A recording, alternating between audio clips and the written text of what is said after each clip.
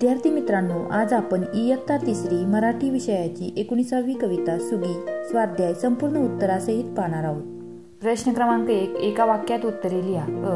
गाणे कोण गाऊ लागले आहे? उत्तर, पोपट गाणे गाऊ लागलेले आहेत। चिंचेचे हातपाय कसे झाले आहेत? उत्तर, चिंचेचे हातपाय वाकडे झालेले आहेत।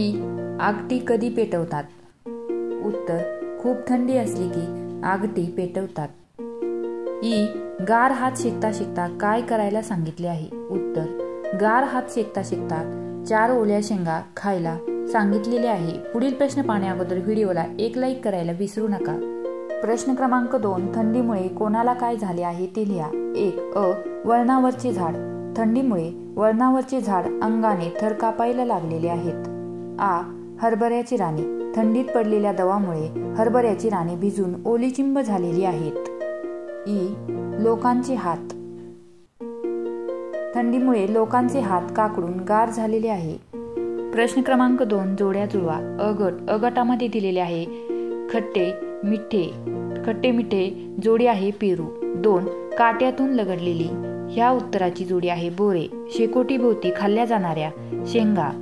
प्रश्न क्रमांक 4, काटेरी झाडांची नावे लिहा। करवंद, बोरी, बाभूळ या व्यतिरिक्त तुम्हाला माहित असलेल्या कोणत्याही काटेरी झाडांची नावे तुम्ही येथे लिहू शकता। प्रश्न क्रमांक 5, आंबा, बोर, पेरू, चिंच यापैकी प्रत्येक फळापासून तुमच्या घरी काय काय बनवले जाते ते लिहा। 1. आंब्यापासून आपल्या घरी काय बनवले जाते? तर आमरस, आंबावडी, लोणचे, मुरंबा। 2. बोरापासून लोणचे, फ्रूट सलाड हे बनवले जाते। 3.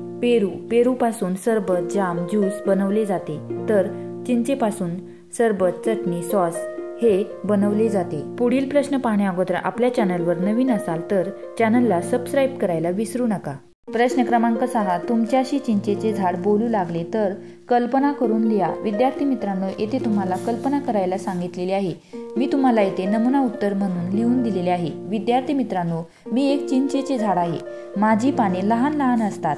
माझी सावली खूप थंडगार असते। तुम्ही मुले माझ्या सावलीत खेळतात तेव्हा मला खूप आनंद होतो। माझ्या फांद्यांना चिंचा लागतात। तुम्हाला चिंचा खूप आवडतात।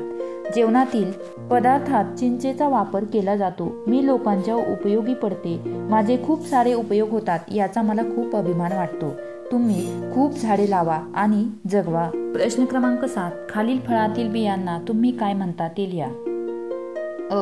चिंच, चिंचोका। आंबा, कोय। डाळिंब। बी. कलिंगड। बी. बोर ह्या फळातील बीला आपण आठळी असे म्हणतो। प्रश्न क्रमांक 8, प्रत्येकी 2 फळांची नावे लिहा। एक बी असलेली फळे, आंबा व बोर हे एक बी असलेली फळे आहेत। अनेक बिया असलेली फळे, कलिंगड, पेरू या व्यतिरिक्त तुम्हाला ज्या फळांची नावे माहिती आहेत ते तुम्ही येथे लिहू शकता। प्रश्न क्रमांक 9, कवितेला सुगी शीर्षक का दिले असावे असे तुम्हाला वाटते? उत्तर, शेतातील धान्य पिकवण्याच्या हंगामाला सुगी म्हणतात। सुगीमध्ये शेतकऱ्यांनी केलेल्या कष्टाचे फळ मिळते।